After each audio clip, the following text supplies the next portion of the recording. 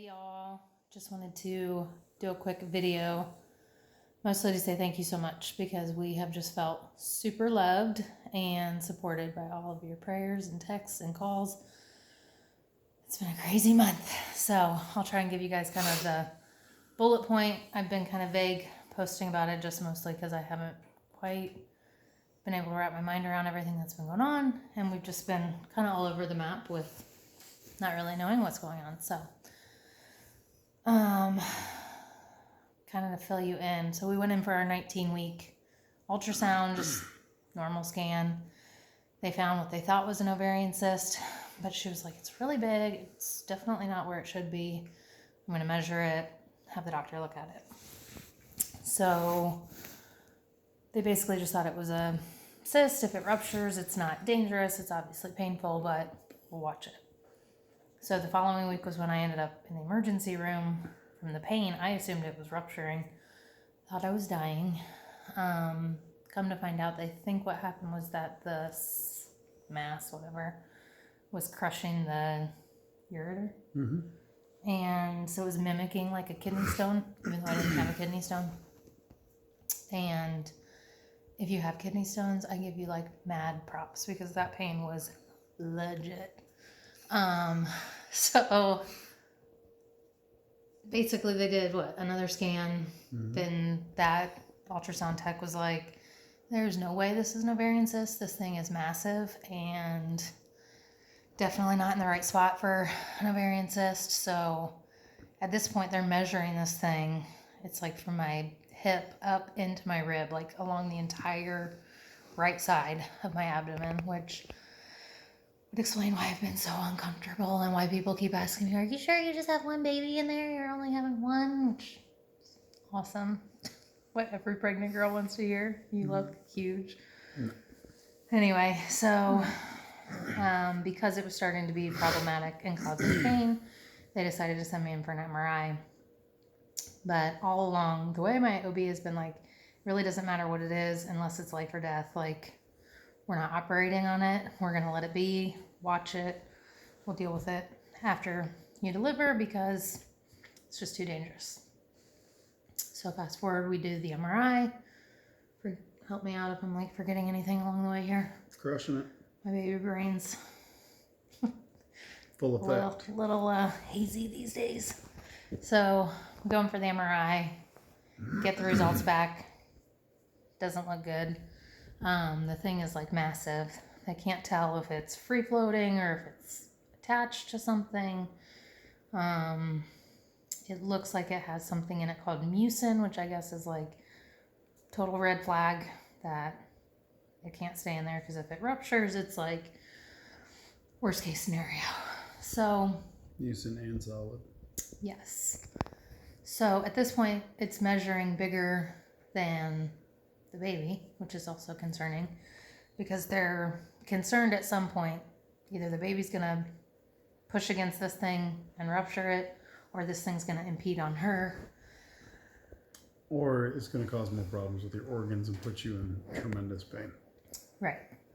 So sent me to a surgeon on Monday to get an opinion.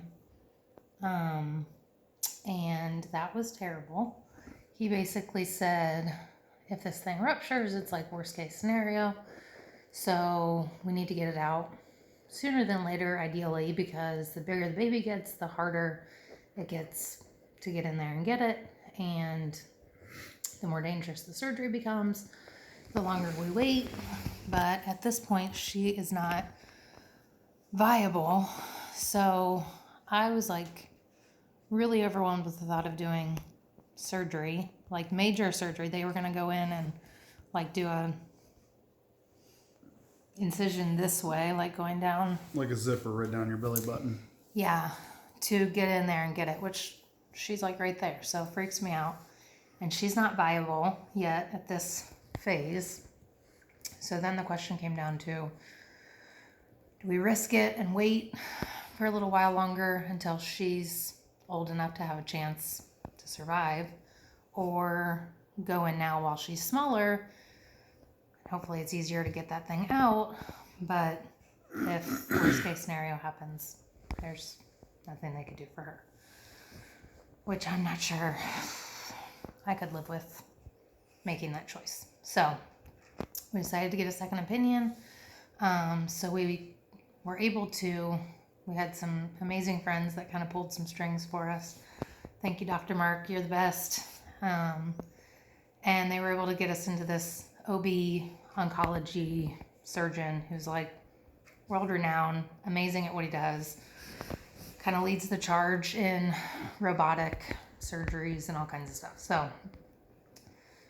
huge blessing. He squeezed us into his schedule like this week. We were able to get in today. So basically he wants to go in laparoscopically on Monday and at least look at it. He's like, I don't want to make rash decisions until we know exactly what it is, get a better feel for what's inside of it, and then kind of go from there. So that's kind of where we are. We don't know exactly what it is. They don't think it's cancerous because the outside edges of it look smooth, which I guess is a good sign. But the MRI report of what is saying is in it is not good. So I don't know. What do you want to add? I don't know. Our biggest thing is one, we just wanted to say thank you for everybody that's been reaching out. But just let everybody know we're standing in faith. We've gone through so much in the last few years, and I know there's always somebody that has it worse, but I really do believe that God's got my wife and our little baby girl in there. And yeah, we just want to let you guys know that we're standing in faith and believing that our journey is still cranking, that he's going to do so many amazing things with my wife here. And I really believe that this little miracle baby in here is part of the reason we found this, to help save or just bring to light what's going on in my wife's body to make sure that she's not going anywhere. So I'm pretty excited about that. But I don't know. Thank y'all for loving us and yeah, just showing us grace and yeah, just meeting us where we are. And friends and family and people that have reached out and shown love. I just can't thank you guys enough.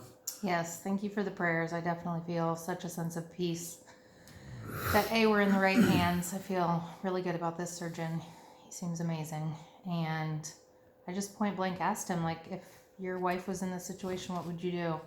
And I felt this like kind of instant shift in his demeanor. And we were able to connect about miscarriage and loss, which was just really sweet, because I think if you've endured through that, you know, part of the grieving process is a level of guilt of feeling like your body, as the mom, like failed to do what it was supposed to do to support that little baby. And that was just not a guilt I felt like I could live with again. And so when we were weighing our options this week, just feeling like, I don't know that I can go through that delivering a stillborn process again, was just so like crippling anxiety for me this week, and just feeling like it was coming down to me having to choose which path to take, my safety or hers. Was like, I do not want to have to make that decision and live with the consequences or regret of that choice. So my anxiety this week has been like all-time high. So thank you guys for the prayers. I definitely feel so much more peace to have a less invasive approach to hopefully at least figure out what it is before we make a game plan. So, and he was totally in support of me wanting to wait at least a few more weeks until she's viable before we decide what we're doing. So that gave us a huge sense of peace. And we're just praying and believing that this thing is shrinking and disappearing before we need to do anything about it. So again, thank you guys for the prayers and the support and the love and the texts and the calls. It just really has meant so much. So love you. Thank you so much.